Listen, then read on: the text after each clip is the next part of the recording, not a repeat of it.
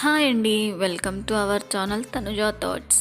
ఇప్పుడు నేను వేసే బ్లౌజ్ వచ్చేసి మంచి డార్క్ అండ్ లైట్ కాంబినేషన్లో వేశాను.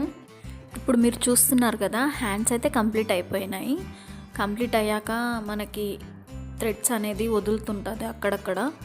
ఆ వదిలిన థ్రెడ్స్ అంతా కట్ చేసుకోవాలి. కట్ చేసుకొని ఎక్స్టర్నల్గా వదిలిన థ్రెడ్స్ అంతా కట్ చేసుకొని క్లీన్ చేసుకొని ఫ్రేమ్ విప్పేయాలన్నమాట. వర్క్ బ్లౌజ్ ఎప్పుడైనా మిషన్ పైన ఫిక్స్ ఉన్నప్పుడే మనం థ్రెడ్ కటింగ్ చేసుకుంటే కొంచెం నీట్గా వచ్చేస్తుంది, తొందరగా వచ్చేస్తుంది. సో అందుకనే కొంచెం టైం పట్టినా సరే నేను మిషన్ పైనే చేసేసుకుంటాను, ఈజీగా అయిపోతుంది అనమాట.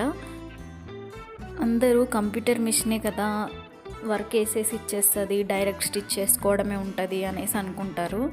కాదండి, వర్క్ వేసాక దానికి ఎక్స్ట్రాగా వచ్చే థ్రెడ్స్ కట్ చేసుకోవాలి, చాలా పని ఉంటుంది. థ్రెడ్స్ అనేది వదులుతుంది కదా, అది కట్ చేసుకున్నాక స్టోన్స్ కూడా పెట్టాల్సి ఉంటుంది. ఇదంతా సన్న వర్క్ అండి, ఎంతసేపు అయినా సరే కూర్చొని చేయాల్సి ఉంటుంది. తర్వాత ఈ ఫ్రేమ్ విప్పడం ఉంది చూసారా, అసలు ఎంత స్ట్రాంగ్ ఉంటాయంటే అవి క్లిప్స్ అంత స్ట్రాంగ్ ఉంటాయి. మిషన్ కొన్నప్పుడు మొదట్లో నాకు అసలు పెట్టడానికి వచ్చేదే కాదు, మెల్లిమెల్లిగా అలవాటైపోయింది. ఫ్రేమ్కి క్లాత్ ఫిక్స్ చేసుకునేటప్పుడు మనము ఈక్వల్గా ఉండేటట్టు చూసుకోవాలి.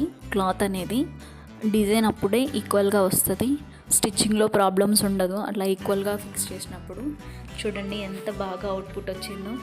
ఇప్పుడు ఈ శారీకి కాంబినేషన్ చూపిస్తున్నాను. శారీ చూసారా, పికాక్సే ఉంది శారీలో కూడా డిజైన్.